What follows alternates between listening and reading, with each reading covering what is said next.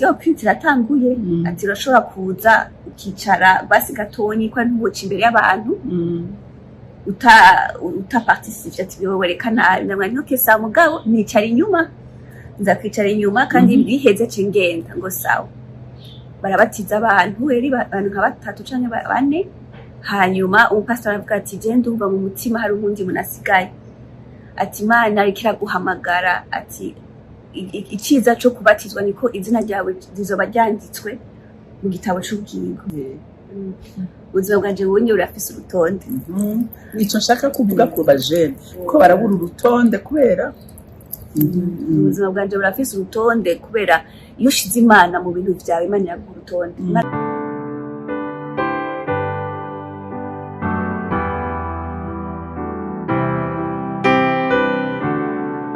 Bakunzi ba Holy Canaan TV n'umunezero mwinshi ifise mu mutima wanje ukwakira uyu mukobwa mubona imbere yanyu. Ndanezerewe gose kubona uyu munsi turi kumwe kugira ngo dushobore kugira ikiganiro dushikiriza abakunzi bacu bo kuri Holy Canaan TV. Ariko rero imbere yuko dutangura nagira mbanze ndamusabe abanze abidondore uwari we hama tubone gutangura kubaganiriza. Imana ibahezagire. Murakomeye, je nitwa Sabrina Kwizera nkaba ndi umukobwa wa Renida. Ni privilege no musi kubona ndi ngaha namwe. Ndishimye cyane kubona nshobora kuza gusangira no kuganira n'umuvyeyi wanje hama tukaba tuje kuvuga Imana. Nitwa rero Sabrina nkaba mba muri Canada, Montreal. Ndakijijwe hanyuma nkaba nsengera no muri MCE Canada. Imana ishimwe cyane. Reka rero mbanze ndamusabe uyu munsi ni wadusengera asengere iki kiganiro, asengere abantu bose bazocumva kugira ngo kize kigire impact positive kuba zokurikirana iki kiganiro. Karibu rero usenge. Ego Mpemu yera mwami wacu turaje imbere y'inyonga yawe tuza kugushimira Mana ko duhaye uburyo bwo kuza gusangira ijambo ryawe no kuza kuba parmi les autres Seigneur tuvuga Mana ko uri nkuru. Turasavye ko data rugira byose uza uvuga à travers nos bouches ukaza Mana ugashobora kudevansa amajambo yose tuza kuvuga muri aka kanya kugira icubahiro cose Mana kibicawe. Ubohore imitima y'abantu baboshwe, ubohore Mana imitima y'abantu kugira bakumenye babone ubwiza bwawe, ubukuru bwawe. Turakwinginze Saint-Esprit udemeure parmi nous izina rya Yesu amen. Urakoze cyane. Rero ikiganiro nariko ndifuza ko tuganira uyu munsi nagira ngo tuvugane kuri parcours y'agakiza kiwe, atuganirize. Jewe yavuye nga mu gihugu cy'u Burundi adakijijwe, ambwiye ingene vyagenze, ababwiye ingene vyagenze kugira ngo bize gufasha n'abandi benshi bumve ko no mu bihugu by'amahanga abantu bashaka kwakirizwa. We vyagenze gutega Sabrina? Bon, naje urumva byashikiye nk'ibintu ntari ntiteze. Nabayeho ubuzima nyine bw'umuyisi mwanya muremure. Hanyuma muri 2018 hariho église ndaja kuraba gufrequenta. Yari église y'umukuzini wanje yitwa Joseline yari yarantumiyemo. Hanyuma azarambwira nje kubaramutsa kubagenderera hama nkaza ndagenda dimanche antumiye ngabo naragenda nkaca nsohoka nta connection imwe nari ifise yanagenda juste kugira ngire présence kandi amunezereze nawe. Hanyuma umunsi umwe naragiye iyo dimanche baca bigisha ijambo ryo kuri salut, barigisha ingene umuntu amenya Imana, ubuzima agira nyine yari inyigisho vraiment yankoze ku mutima. Hanyuma uwo munsi baravuga ati hari umuntu yoba ashaka kumenya Imana, hari umuntu yumva ashaka yahezagiwe n'inyigisho ico yakuyemo mu baduze ukuboko. Ndaduze ukuboko ico biratira attention iyo église. Umva après le culte ndataha barasaba numero zanje ndazitanga. Hama pastor wahaca ampamagara arambwira ati urashobora kuza kuri église ati tuvugane. Ndavuga nti okay bon ndashobora kuza kugira nyine nyine kuri respect nenda mufitiye nk'umuntu pastor ndagateka ngende aca arambwira ibintu bya baptême arambwira importance yo kwibatiza ituma dukeneye Imana aca avuga ko hari amakuru ariko araba aca avuga ati nimba ushaka urashobora kuza ugaparticipa ati si ngombwa ubatizwa ubwo nyene atariko woshobora kuvyiga namwani oya namwani jembe mashaka kumera nk'abo bakizwa binjira bakaca basohoka nimba bakinjira mu kintu batari prêt jembe ndazi Imana leta ariko umuri umwanya nuvumengo sindi prêt yo kwiyangasha hanyuma avuga ati okay nta kibazo ndataha ntashe umunsi wa baptême umukozi wanje arantelefone arambwira ati urashobora kuza tumfashe gutegura indya kwa niwe yari en charge ya cérémonie n'ibintu utuntu du snacks abantu baje kwibatiza namwe okay kwa naba hafi iyo église ndagenda kumufasha ngiye kumufasha acarambwira birateba bitevye acavuga ati puis tiratanguye ati urashobora kuza ukicara basi gatonyi kwa ntuboca imbere y'abantu uta participe ati wewe werekana namwe okay sa mugabo nicara inyuma nza kwicara inyuma kandi biheze cingenda ngo sawa barabatiza abantu eri abantu nka batatu canke bane hanyuma umupastor aravuga ati je ndumva mu mutima hari ubundi munasigaye ati Imana ikira guhamagara ati iciza cyo kubatizwa niko izina ryawe zizoba ryanditswe mu gitabo cy'ubugingo ndavuga ati none umva mfuye no munsi bisigura yuko ubweze bwanje buzabuheze imva sinanditswe mu gitabo timba Imana nishaka nzokokonesa ico kintu kirangwa qui travaille n'abandi il faut vraiment yuko nandikwa mu ico gitabo hanyuma ashavuga aswagira inzi appel de salut avuga ati haguruka aho uri hose ati nta kibazo turakubatiza sinzi ngene vyagenze sinzi ngene nadugije kuboko cinisanga imbere baranyambika ikanzu yera batorambatiza hanyuma nuko rero nasohotse muri eglise mvuga ni Imana ni vraiment sinzi ibyo mpejeje gukora ariko ndazi kubaho kandi ndazi kuzonyereka urumva rero utambukane nanje naho rero le 19 décembre 2018 nakiriye agakiza hanyuma mbandanya ntambukana n'Imana. Amen. None Sabrina je ndashaka ko uyu munsi uganiriza cyane ugwaruka kuko ugwaruka uyu munsi barabona gukizwa umengo hari ibintu cyawe priva umenga gukizwa ntibiryoshe umenga gukizwa n'iby'abantu atari abasirimu atari aba intellectual umenga n'ibintu harababifata kumengo n'ibintu bibaye biraho none je nagira ngo tuganirize wewe uko urabye ubuzima wari urimo utarakizwa n'ubuzima urimo uyu munsi woshobora kutubwira ubudasa buhari? Ego cyane uko ni bunininya kandi nibaza yuko n'abantu banzi kera n'uno munsi barashobora kubona difference je nama mvuga yuko c'est pas ubushobozi bwanje c'est pas ko yandushije ikindi kirundi muntu canke ico nakoze ni vraiment itara ry'Imana la lumière y'Imana yamurikiye ikintu cambere na remarque kumenya Imana birakuzanira amahoro hari ibintu byinshi muri nosi bidusamaza urashaka kufitinga muri communauté mu bagenzi bawe kugira ngo use ukagerageza kwiadapta muri société hariho pression nyinshi iza uri mushene ngene wambara ngene wifata urumva mahero utegerezwa kuba ufise statut utegerezwa kuba ufise ugasanga ni ibintu bishobora kugustressa cyane bikatuma ukupabiliza ugasanga wabigiyemo naho utari ubishaka kubijamo mugabo kuva fise Imana na kuva nakiriye agakiza na amahoro yaranyinjiyemo. Amen. Ndumva ntuje ndumva naho ibintu bidashika kuko naho uri umukizwa ça veut pas dire yuko ibintu byose bizogenda byoroshe mugabo urafise iyo conviction yuko peu importe situation kurabamo urazi ko hariho umuntu akaraguraba urazi ko hari umuntu afise le dernier mot mu bintu byose urumva azohakubera azokugwanirira urumva ucugiranye nayo mahoro umutima wawe ikindi kintu naho surtout kuri iyo fe yuko nagoma gihe bambaza ati urashaka kwibatiza urashaka kubatizwa bakambaza ati icyo kimwe ntisindi prêt ati hari iki sinumva umengo sindagera ku sacrifice ibintu byose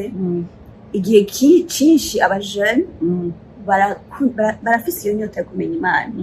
kushaka kugendera mu Mana kuko urazi ko hari ikintu kiri hejuru nyine kikuru nyene mugabo ukaca usanga uko uravuga ati none nzoca mera inzoga nzoca mera abagenzi banje eske nzoca none mugabo rindire kambanze ndindire ndazi ko nzohagira mugabo uno munsi sindahagira mugabo ico nashaka kwibutsa abantu nuko nta muntu n'umwe azisaha n'umwanya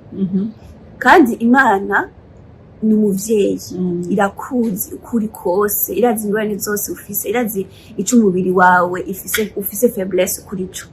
urumva nturindire ngo nzorindira ntuwihe umwanya ngo nzorindira desida uno munsi kuko ubuzima ni discipline utegezwa kwigirira uravuga ati arrête enough is enough ati ça suffit ati uno munsi sinzi aho ngira ndiko ndaje sinzi ibyo ndiko ndimo sinzi ibyo ndimo peut-être urafise addiction kuri alcool cyangwa urakunda gusohoka cyangwa urakunda ibintu nyine byo mu isi ukavuga ati Imana ndaje uko ndi uno munsi wewe utangure inzira yawe utangure kugenderera imbere utangure kushoboza kugwanya ibyo bintu mugabo ikintu cyose gikeneye intambuko ya mbere y'umuntu ifoko umuntu avuga ati uno munsi niwo munsi ntanze ubuzima bwanje bw'Imana ukavuga ati nda surrender ubuzima bwanje ndihevye kubw'Imana umaze gutanga iyo sacrifice Imana niyo itangwa gukora Imana itangwa kugucungura agatangura kugufasha nyine ugatambuka nk'umujana usipoze kuburi none ivyakugoye kuko abagenzi mwari kumwe ivyakugoye ngene donc uhindura ubuzima uhindura inyifato ntivyakugoye kumva ko utandukanye nabo canke muracari kumwe bimeze gute kuko uyu munsi urumva ko abajene benshi bashira kuvuga ngo eske ndaheba miliyo yanje ndaheba ikina kiriye wewe byakugendeye kugira ngo nabo batarabishobora bavyifuza wumva inzira waciyemo uyu munsi ukabugeza kugeza c'est ikintu coroshe vraiment séparation ni ikintu ca mbere kigoye surtout ari abantu ukunda ari abantu atakintu ubona bakugiriye umva iyo usepare n'umuntu yarakubabaje canke yaragukoreye ikibi biroroshe mugabo iyo ari umuntu yakubereye hafi mwagendanye kuva mukiri bato mukasangira ibintu byinshi separation yabigoye kandi sugu ku bushobozi bw'umuntu Imana ibishobora ibigushoboza jewe nka jewe ndazi yuko yari komba nyinshi cyane kubera hari ibintu byinshi abagenzi banje bagira muri uwo mwanya nari mfise conviction mu mutima wanje yuko Imana sivyishaka kunkora kandi nategezwa kwidemarka nkavuga nti Imana nti jewe ubuzima bwanje namaze kubuguha kandi iki kintu kirangoye kurekura kirangoye kukiguha kugiheba kuko ugihebye ugihaye Imana kugira ikigufashemo umva naguma ndiko ndabafata kubera navuga nti nabantu nkunda cyane mugabo Imana buhoro buhoro yagiranyigisha vraiment mvuga buhoro buhoro kuko yari buhoro buhoro si ikintu ukwiye guforsa ukwiye kwihutira ko ushobora gusanga wihebye mugabo kubera remords kubera kuba ukasanga urabaye isole intege kaciza koshigira intege nke satani kacigutereraho ugasanga ko rero ucubiheberamwe ibintu by'Imana kwera utarufise procedure tabaye sa tabaye ibintu waretse Imana ikatrabaya muri wewe urumva vraiment Imana yaranyeretse ati ibi bintu urafise faiblesse kuri iki kintu isepare muri umwanya ati uracafise intege nke kuri iki kintu isepare nje fata umwanya nkaguma muhira nka jena nkasenga nkiyegereza eglise nkaja mu bikorwa kugira uronke umwanya mwinshi umva surtout ngaha anye turi hanze usanga umwanya ugenda n'ingoga akora akazi usanga ufise n'indi engagement yo kuri eglise usanga umwanya ugiye n'ingoga ucuguma uriko urarondera gukorera imana ukiforma kugira discipline kuguma ukuragira inyota kuko uko ugendera mu mana ugira inyota yayo ico ni ikintu kiri automatique imana iraguha soif umuyirondera hanyuma afira muzuri yuko naguma ndiko ndarondera imana nkasanga ndiko ndirelwanya buhoro buhoro hanyuma nkasanga bimwe na bimwe urumva hari bamwe twatandukanye hari abandi imana yagumuje mu buzima bwanje kubera hariho imbuto imana ikirafasha kuguma ndiko ndavomera guma ndiko ndababwira ubutumwa ndiko ndaba exemple ku bintu bimwe bimwe ko ati nasabira niba yarabishoboye ibi na jewe ndashobora kubishobora urumva quand même distance hariho bimwe distance utegerezwa kugirana nabo surtout abantu batazi imana hariho distance itegerezwa kuba ku bintu bindi bimwe mugabo hari bamwe ushobora kutakupa complètement kubera uzi yuko turi ngaha kugira tube bitara abandi bantu turi ngaha kugira tube dufashanye ntitube judgmental ntitujuje abantu mugabo tubafashe kandi tubegereze ku mana mugabo ni kugira inkomezi d'abord inkomezi za Saint Esprit none Sabrina uravuze uti wakija mu bikorwa mbega ibikorwa agiyemo ibiki kuri eglise je ndakunda abana umva nacenja muri département yo kwigisha abana batonyi de l'âge à 3-5 ans cyane 3-12 ans nkabigisha ijambo ry'Imana mu Burundi nibaza kwita Sunday school hanyuma nkaza nkaca mu département créatif yo kugira kubakigisha amaactivité ugasanga kubabigisha ijambo ry'Imana nawe ukasanga ukora giga urumva ubwo utanguriye nawe kuri nyine hasi umva wigana nawe ugasanga urabona importance yo kumenya ijambo ry'Imana nuko na jewe nshobora gutanga ku bandi batazi Imana nkuko kw'abana nyine amen none wewe uyu munsi ni gikina kahe kamu ushobora gutera urwaruka kuko uyu munsi urabona ko urwaruka vraiment kuraraba bamwe urabona ko arabazimirira mu nzoga mu biyayura mutwe ugasanga ni giki uyu munsi wabwira ati Imana mbega Imana ahubona ishobora no kubahindura ubabwira ijambo kuko burya ijambo riko riravugwa n'urunganwe riragira impact gusumba nk'umuntu akunze kuko urwaruka umuntu akiri muto nabo bakiri muri ubwo buzima nk'ubwo bwabo none uyu munsi igikumba we ubafashisha nk'abo bantu batarajura ni igicuba kugira ngo babwira kugira ngo biyirwa ntibave muri ibyo baze mu Mana babwire uburyohe bahabonye babwire ikintu ubona nawe wakuye cyatumye usivuga ngo ntacyo ntandukanye n'Imana jewe ikintu cya mbere novuga nuko ni gufata Imana nk'umugenzi wawe ni gufata Imana nk'umuntu umutabazi umuntu umukompanya wawe mugenderana muri byose je natanguye buhoro buhoro no ku nyambaro yanje mvuye mu nzu nkabwira Imana Mana ndagusabye unyereke ico nambara ndagusabye unyereke ingene mvuga ngiye muri kurondera akazi nkagati Imana mbwira ingene mvuga articulation yose ya ibintu byose bisohoka mu kanwa kanje mvuga nyigisha utangura buhoro buhoro wampika Imana mu bintu byose ugira no mu bintu biri basic kuko Imana itegezwa kunetwaya ibintu byose kugira n'ingene uvuga n'ingene uparesa ingene wambara inyifato yawe idemontra ubwiza bw'Imana c'est pas kukizwa c'est pas nécessairement kumenya Bibiliya cyangwa kuba umupasteur cyangwa kuba umu apôtre peu importe ikigukizwa ni d'abord à l'intérieur il faut que Imana igira nettoyage indani mu mutima wawe ukaba umuntu ahisha icubahiro izina ry'Imana mu gukundana mu gufasha abandi ingene witwararika ingene demontra personnalité y'Imana il faut que Imana iba exemple mu buzima bwawe rero uri umuntu gitangura uri umujene urashobora kutakara mu nyambaro surtout ugasanga ntuzi ingene wambara ko uracakunze ibintu bimwe ukabatira n'ibindi biranyegeza est-ce que binye ndikwije ubwo wihereje Imana izo bikwigisha ata jugement ihari ata kintu na kimwe gituma wumva umengo urukura bigira juste kwera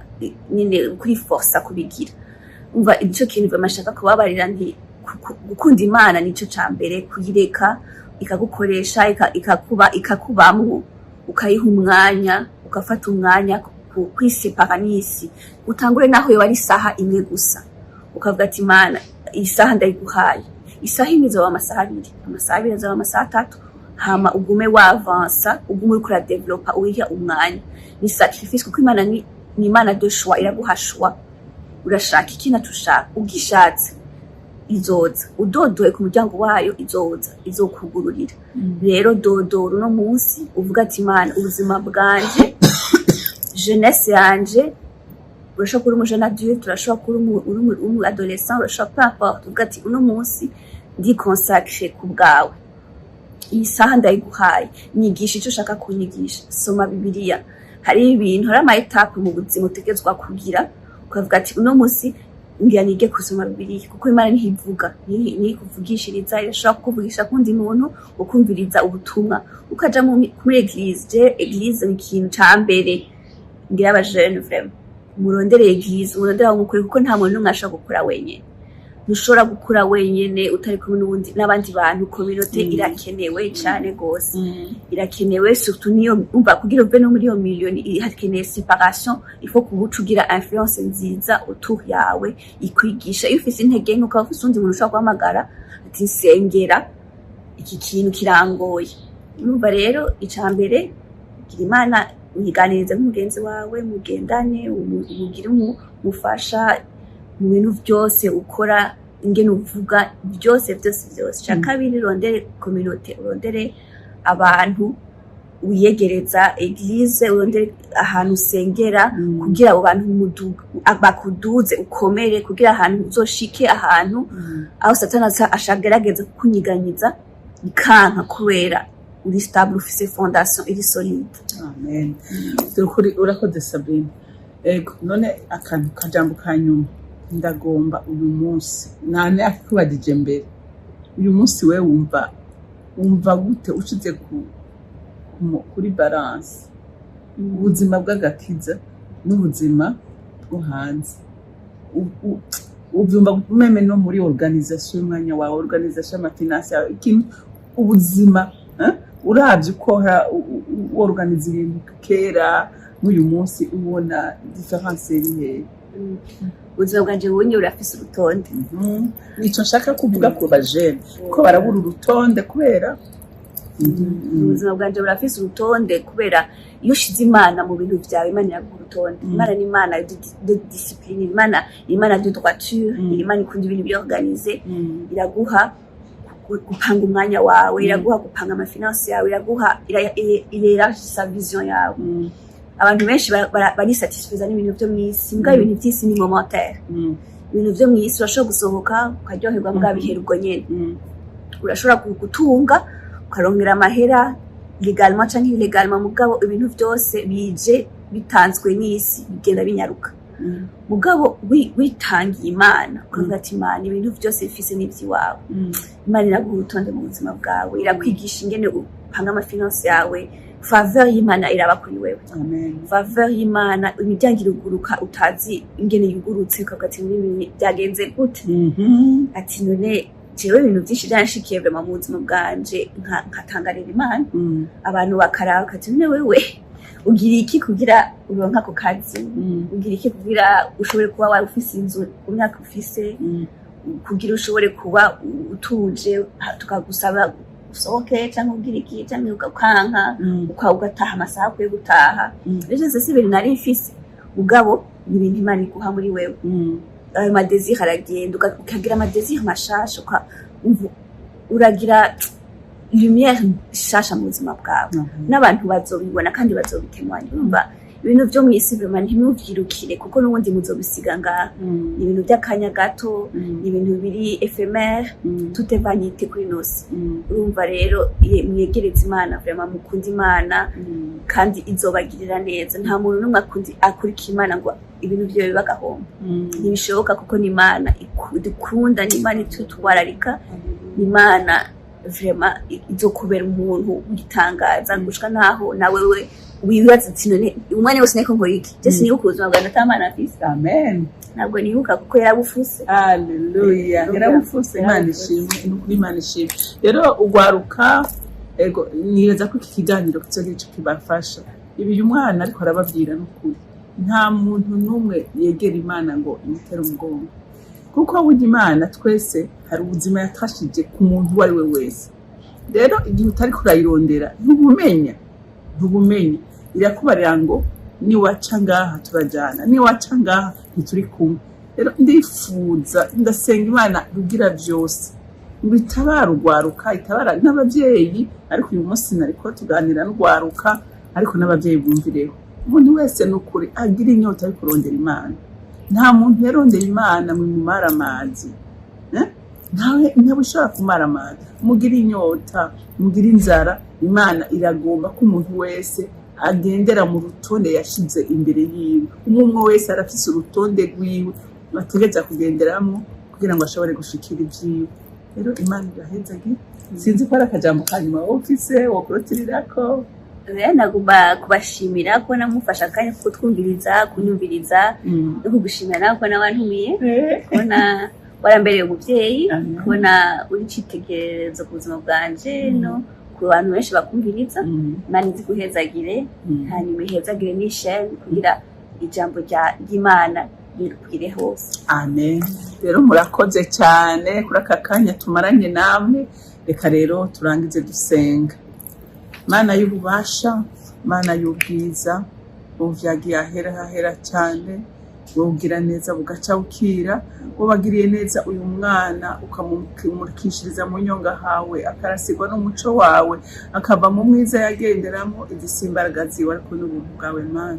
ndasubiye kuza imbere yawe ndabigushimira wagize neza uragahezagira rero n'ubu ndamukuragije ukomeze kumurinda ukomeze kumwubaka ukomeze kumwagura ukomeze kumusiga ukomeze kumwishurira kugira ngo ukomeze kumwitera benshi Mana ndasengeye urwaruka muri rusange rw'Imana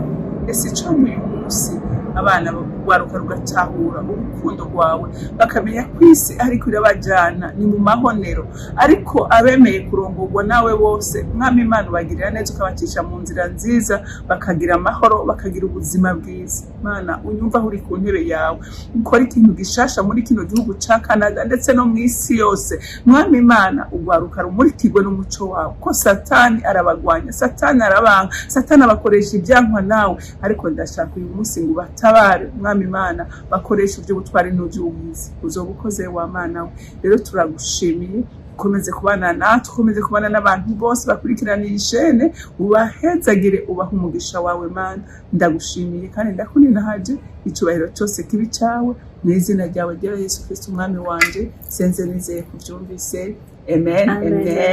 mwarahezagiwe mugira umunsi mwiza.